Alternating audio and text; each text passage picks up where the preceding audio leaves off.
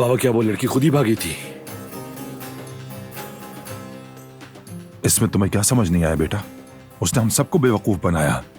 अक्लमंद बनती फिर रही थी, असल में हमसे बदला लेने आई थी। तो इसलिए आपने उसे कत्ल करना चाहा? तो और क्या करता मैं? जाके गुलदस्ता पकड़ाता, उसे मुबारकबाद देता।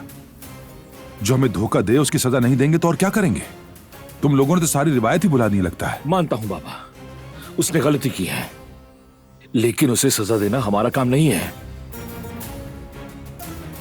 और फिर बाबा, एक औरत पे बंदूक तानना और उसे मार डालना कोई हाल है क्या?